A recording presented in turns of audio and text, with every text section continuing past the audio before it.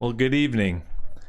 I'm State Representative Tim Miller from Minnesota. My district is 17A. My district is about 100 miles straight west of the Twin Cities. I welcome you to the new show that I'm doing. This is the inaugural evening. It's called Miller Time. State Representative Tim Miller, you get the connection. And I'm really looking forward to share what's going on here in the state of Minnesota with all of you. Now, before we begin, I'd like to do a couple things, a couple housekeeping items. First of all, please subscribe if you enjoy seeing this. Hit subscribe. Also, stay tuned to my Facebook page and Twitter, and I will be advertising other places of where you can sign up to watch us. It's going to be every Monday night at 7 o'clock. It's going to be about a 30-minute episode for now. If I believe that I can keep you entertained and engaged for longer, we might do that. But right now it's going to be about that long. A couple things I want you to understand. This is a town hall. This is a way for me to communicate to my constituents in my district. Other people, of course, are welcome to join me. But this is really focused on the issues that are important for my district, rural Minnesota, and the state of Minnesota. There's opportunities for you to ask questions.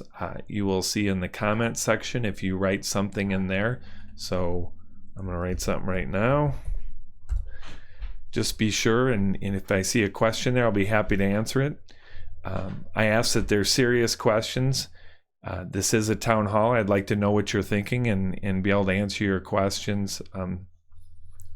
Sarcasm for the sake of fun is okay. Sarcasm for the way of just poking at me or trolling me, you can do that. I can't stop that, but I'm not going to respond to it. So I hope that you find this informative, interesting, and please let me know what you think in the comments. You can email me anytime at my house email address, rep.tim.miller@house.mn, or you can tweet me at Tim Miller_MN, and I'd love to stay in touch with all of you. So we're going to get started right now. What I'd like to do is first go with some of the issues that I think are important to discuss for this week, and then we'll leave some time in the end for any questions that any of you may have. So ready, set, go. So the first issue, I actually have a technical problem here and I left something. Sherry, can you get my computer back for me, please? This is a great thing about doing this at your house. My wonderful wife is here to help me grab something. So just wanted to be able to get something on this first issue. We'll get started right away with that. So here in Minnesota, in the Minnesota House of Representatives this last session, there was a bill that was brought forward that it was basically called comprehensive sex education in the schools. Now, when they say comprehensive, they weren't kidding. It really covered a great deal of things, and that was concerning to me. So I'm going to describe for you just a little bit about what that comprehensive sex education bill officially was, and then some of the implications with it. By the way, in the comments section, I think my audio is good, the video is good, but if you're having problems hearing me or anything like that, we're having technical difficulties, it's difficult for me to necessarily see on this side, and just let me know. So what the Democrats brought forward was a bill that brought in what they called the new generation of teaching sexual education in our schools. And I have a lot of concerns about it. They say it's comprehensive. I will tell you that it covers really about anything that you can imagine, some things that you wouldn't imagine. And my concerns were is that this was going to be presented for schools to use all the way down into the grade schools. They could do it down to kindergarten. And while you might say, well, who would do that? There's a pattern that has happened through the Department of Education in Minnesota where they're teaching things all the way down to kindergarten. And they had two things that were really concerning for me. I'm going to hold up the one thing now. The recommended correct curriculum is called It's Perfectly Normal. I don't know if you've heard of this before. This is a book that's been in publication for quite some time. It's recommended by Planned Parenthood to be taught in this comprehensive sex education. Now, I can tell you I can't open this book on camera and show you because there are quite literally obscene pictures in here. And not because I'm a prude obscene. I mean, they are obscene. There's pictures of how to look at your privates in a mirror. There is information in here on how to identify your sexuality, your sexual orientation, what your gender is, all these different things. Group sex is in here. There are all sorts of really stunning things that are in this book that they wanted to present. And as I said, this can be presented in the classroom. They were targeting probably about 3rd, 4th, maybe 5th grade.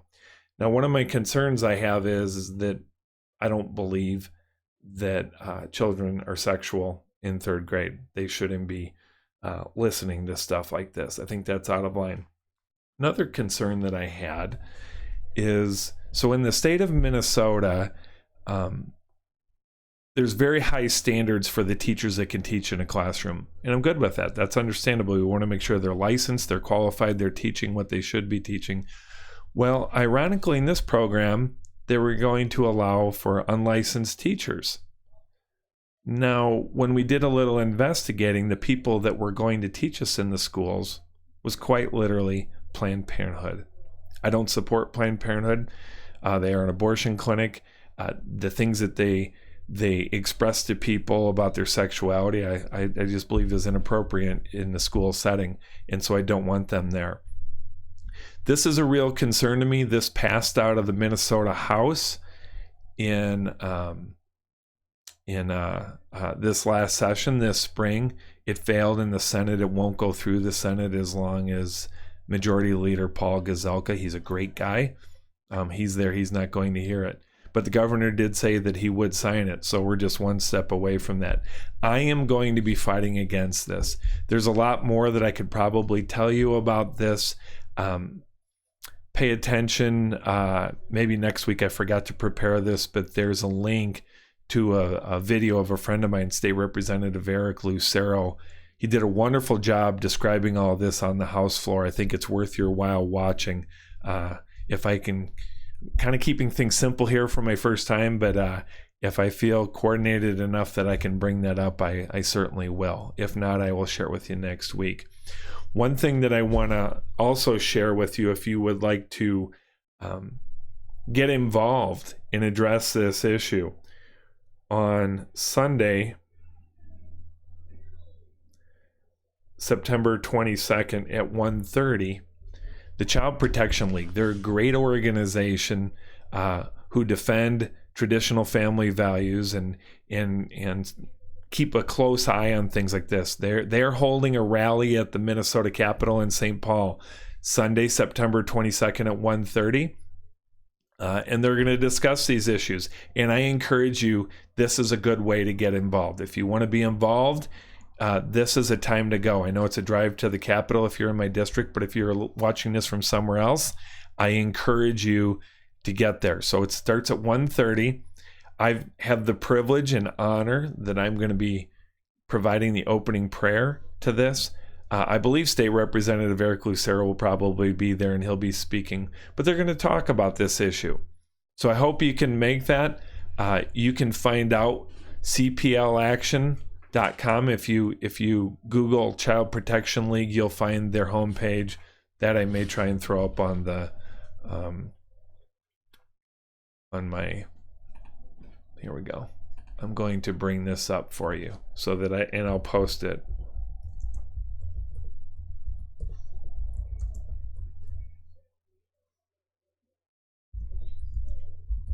Okay.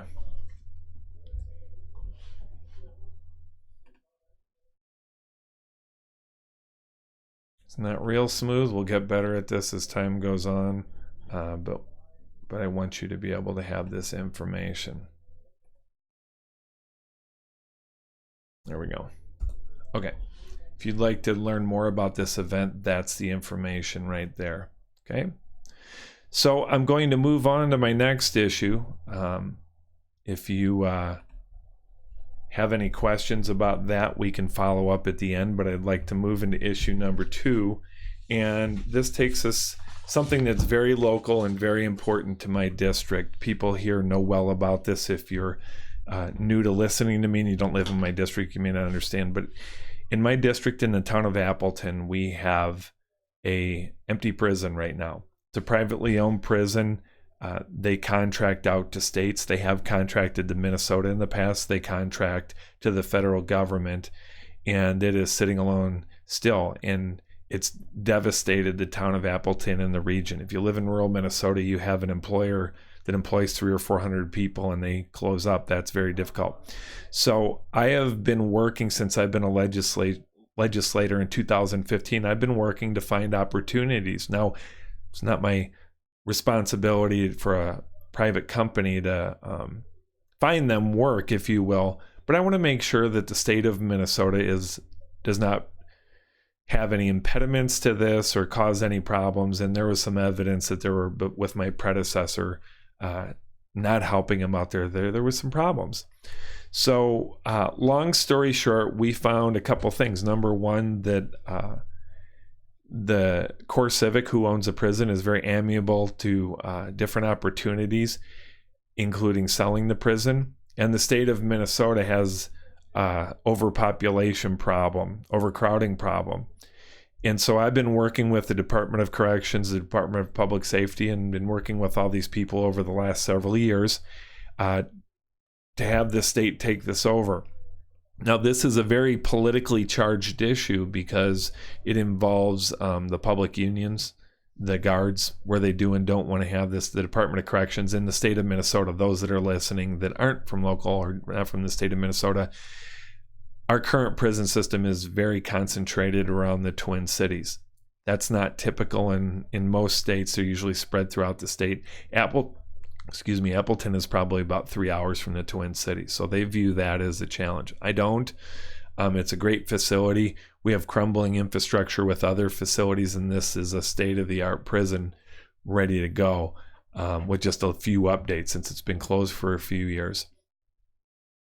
So we have been pursuing having this place open, and over the last couple of years, I've tried to keep people informed of what the latest is, and that's what I want to address right now, is what's the latest. And there's not a lot that's new, but there is some information that's current. I also, for people that are against this, they've been putting out a lot of false information, and so hopefully the information I provide you here is, excuse me, I'm gonna have to find my cough button here.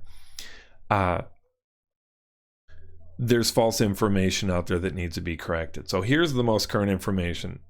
Number one, the state of Minnesota still has a population problem. They have state offenders that are in county jails right now, and that's a problem because they're not providing them the treatments that they need to have, the education. So whether it's drug treatment or mental health, or getting their GED or whatever other education, so that when they've served their time and they're out in the public, they're prepared to live in the public. None of that's happening when they're in the county jails because they're just not equipped to do that. So that's one of the issues. The state still has a population problem.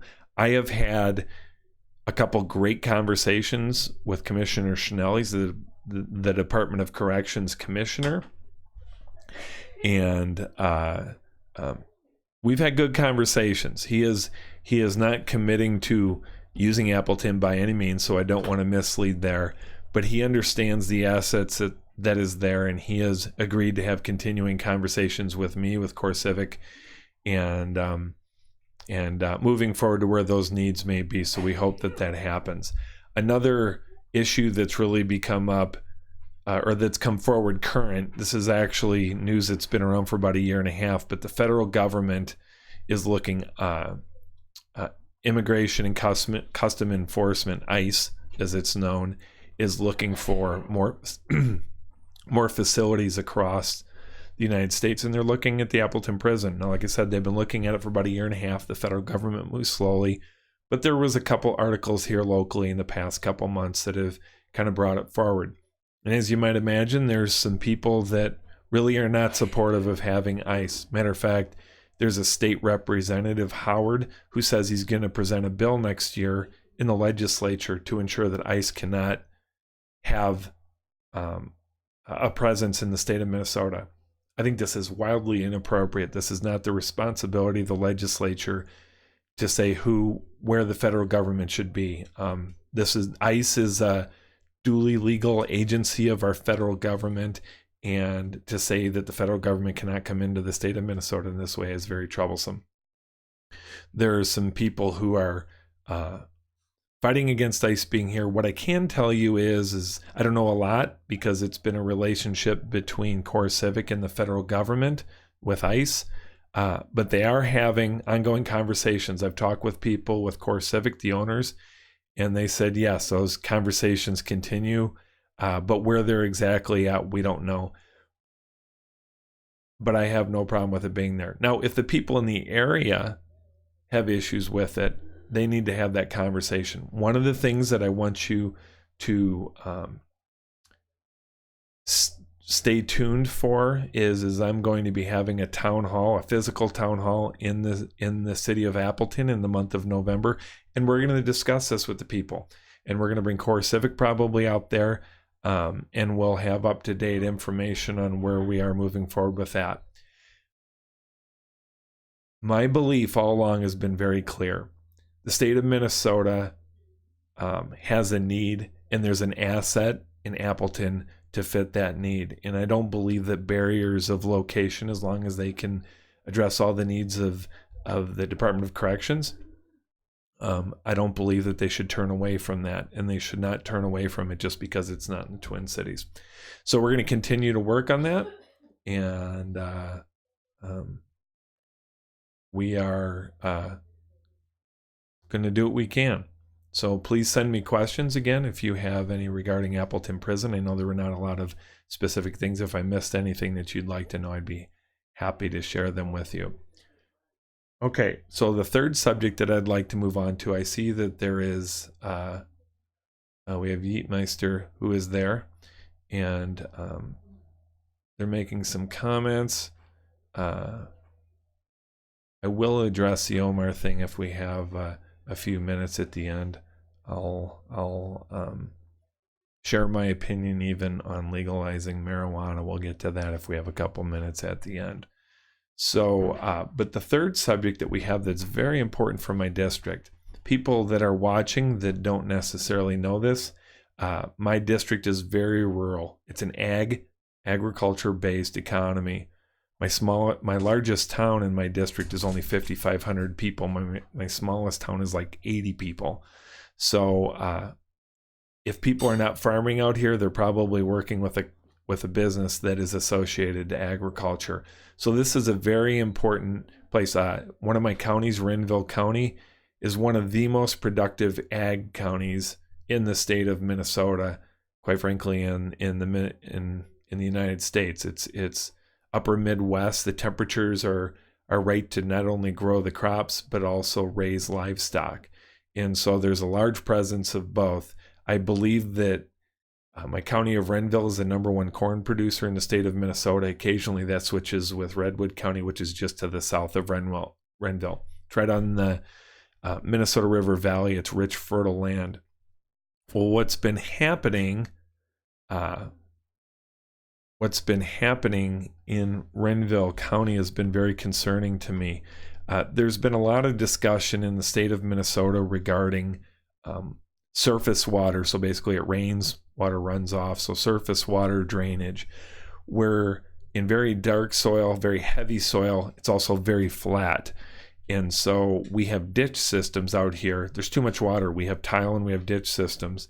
And there's been a real push from the strong liberal left to say that that's a problem, that this water is dirty. It's hurting the Mississippi. It's hurting the Gulf of Mexico. And we need to control this. Now, I will tell you that the science is still out on that. They might tell you differently, but it is not clear where we are seeing some higher nitrogen levels and some other things. But what we are seeing is a lot of efforts. There's different agencies in the state of Minnesota. There's the Department of Natural Resources, DNR. There is, from the federal government, U.S. Fish and Wildlife, which is effectively, for all practical purposes, the same as the DNR, only at the federal level. They have slightly different missions, but think of them like that. And then we have, in Minnesota, every county has a soil and water conservation district represented at the county level that they look and monitor and do things to address water runoff and other water-related issues. And then there is also Bowser, which is the Board of Water and Soil Resources. And they, if you will, kind of an easy way to understand what Bowser is they provide services to those soil and water conservation districts. They have some authorities beyond that, but I won't bog you down with that stuff. But what's happening in Renville County that I'm very concerned about is I have landowners, particularly in the western part of Renville County, and they're coming to me and they're saying there are some problems with the water drainage system out there that's legally there. It's supposed to be used, and it's getting clogged up, and it has cattails, and it's basically turning land into one large swamp. And when I say swamp, I mean if you stand on a township road in the middle of this, it's hard to breathe because it smells so bad from the rotting organics there. And it's because these things are plugged up that more and more fertile farmland is being spoiled. And we're not talking about a dozen acres. Right now, we're probably 3-4 years ago, it was probably about 80, 100 acres. Now we're up to about 400 acres. It's what's called in the Limbo Creek system. And the broader watershed, we have watersheds out here where all the water runs in one direction or another. It's part of the Hawk Creek watershed, which is, I think, about 5,000-6,000 acres. That entire area is under threat under this. And what's happening is if a landowner has a problem and they say, go to the DNR, they go to the DNR, and the DNR says you need to talk to your Soil and Water Conservation District. Soil and Water Conservation District says you need to work with the DNR, you might need to work with the U.S. Fish and Wildlife. So we have this kind of chasing our tails sort of thing on getting proper permitting and stuff just to clear up drainage that's supposed to be clear out there. I have a friend of mine who farms some of the land out there. People that know me know that in the fall I help with harvests, particularly with sugar beets. I haul a semi-truck full of sugar beets, and we were out in the one field that was out there, and it is just disastrous what's happening to this land. So what I wanted to share that with you to just say that there's concerns with that down in southeast Renville County. There's some concerns up in Kaneohe County. I've heard of some concerns. In Swift County, I've heard some concerns.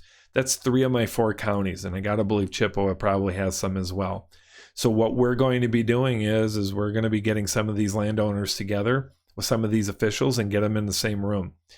I really believe that if you have respectful, honest conversations, even with people that you disagree with, we can come to some resolution on things. What usually happens instead is I get angry at you and I don't want to talk with you because I'm angry, and I start assuming things about you and back and forth. Well, we have a little bit of that going on with the state and federal agencies and the people that live out there. So I'm going to bring them together, and I'm going to, if you will, run these meetings, and we're going to have the honest conversations. Now, to use an example of this, we had this one problem in Limbo Creek. This problem has been going on for 5-6 years. And last year, I was able to get the head of Bowser, the Board of Water and Soil Resources, in a room. And I was telling him, and he says, you know what, we have a working group that basically is all these agencies that get together, and I'll bring it up there. It was an easy fix that could be done, and they agreed to fix it. So we were ready to move forward. And then a citizen group filed for an injunction. So we're working on that. So anyway, I just want to everyone to be aware of that's listening in here. And that's something that we're going to be talking about, because again, I can tell you that farming is the #1 industry here, and we need to help those farmers. We need to facilitate. One of the problems or challenges that I have with state government, with the agencies, is here in Minnesota, we these agencies are public servants, and I really believe that. I'm a public servant. They're a public servant. We're there to serve you, the citizen of Minnesota. Okay? We're here to serve you. We're here. We have certain laws. We have certain protections, some interests, greater interests that we need to address. But we need to do that with an attitude of working with you, not against you. And the difficulty that I have with a lot of our agencies right now is they tend to work against you. If you are a landowner and you have a problem with the DNR, they make you prove how you're going to solve it, not how they can help you. A small example of that would be north of me, not so much in my district. We have a little bit of irrigation in my district, but up north of me, especially in Stearns County, we have a great deal of irrigation. And I learned from a farmer, in order to put an irrigation well in so that you can water your fields for their crops, you have to put in the well, you have to put in the pump, you have to basically put in all the equipment short of those big, huge arms that you see out in the fields before the DNR will even test and approve the permitting to be able to irrigate that land. Understand, for that farmer, that's about a $60,000 to $70,000 investment for the DNR to say you can't do it. And I just think that's inappropriate. We can do better, and we're going to definitely do better. So we're coming up on the half an hour. We only have 4 minutes left. I really appreciate everyone that is listening. Yeetmeister, I've seen that you've been doing the far majority of the comments here. I think I can address in these final couple of minutes a couple of the things that you're saying. A couple of the other things I think are probably there just to have a little bit of fun during this show, which is fine, but I'm not going to be responding to those. So I am going to be talking about future town halls about legalizing recreational use of marijuana here in Minnesota. This is going to be a top issue coming up in this session. How do I know that? Because the Democrat leaders, they're in the majority in the House, they said this is one of their top priorities, to legalize recreational use. To be very clear, I've been very clear on this, and I will be clear here, and when we talk about this in the future, I do not support that. I'm not going to get into why right now because we're short on time, but I will not support it. But we will have an honest conversation. And when we have that conversation, I encourage you to ask honest questions. Challenge me with why you maybe think I'm wrong with my position. I'm perfectly fine with that. I'm going to defend myself on that. But this is an important issue for the state of Minnesota. It's going to be coming up, and I think a lot of people believe that it is going to be legalized in Minnesota very soon. We're assumed to be one of the next states to legalize it. And although I'm against it, if that happens, we certainly have to address that. I will tell you that I'm on the Public Safety Committee. That's one of the committees that I'm on. And the chair, Representative Carlos Mariani, he's a Democrat, I'm a Republican. He's liberal, I'm conservative. But we have a fantastic relationship. We have a lot of respect for each other. I think he's a very good man. And we had a good conversation on this, that as it becomes legalized, there's lots of questions with law enforcement, with drug testing, all these different issues, with taxing. There's so many different issues that have to be done right in the state of Minnesota, and we need to have those honest conversations. So anyway, that's the one issue. Yeetmeister, you say, how soon can we reverse the hands-free? I don't think that's going to be happening. I will tell you that it is law. I think that all of us can agree that we don't need people looking down at their phones when they're going through an intersection. I do have some concerns with that law, but my concerns is that I don't know that it really addresses the real problem. Keeps our hands off of it. I know for Yeetmeister here and probably other people listening, it's yet another government control. I don't like government controls any more than you do. I think government tries to control too much of our lives. But there is a very loud voice out there that says we need to address the problem with distracted driving. I know that just this last winter, I believe, there was someone that veered into oncoming traffic. A lot of the roads out by me are just 2-lane roads, and someone veered in, had a head-on collision, and it killed someone. We can't have that. How we address that is up for discussion. I think this law is going to have to be reviewed. That, I think, we can promise to you We will try to make it better, but it's not going to go away. There's too much public interest in that. So we are at the 7:30 mark. I want to respect your time. Also want to respect the time of my family. I'm doing this live from my house right now. And I appreciate my wife supporting me in this and supporting me in the legislature. I can tell you I could not do this without her. Again, subscribe. If you'd like to see more, stay tuned on Twitter, Facebook, and those in my district that are on my email. You can go to my house webpage and you could subscribe to receive emails, and I will put it out through there as well. We're going to be talking about new issues each week. Next week, I do believe that I will talk about the legalization of marijuana. I think that's an important subject as we head into the fall and into the winter, what that's going to look like. I think there's going to be some issues that come up here in the next week that are relevant and current that we'll talk about. And then we have something interesting in Minnesota this year. The Minnesota House is going to be doing a mini session next month. I'll tell you what that is, what I think about it, and I will be going, and I'll tell you what we'll be doing there. So thank you very much. Thanks, Paul, for the kind words. Thank you, Yeatmeister, for joining in. Thank you, everyone else that has joined this evening. I'm going to be signing out for now. God bless your week. God bless this state, and God bless the United States of America. Thank you very much.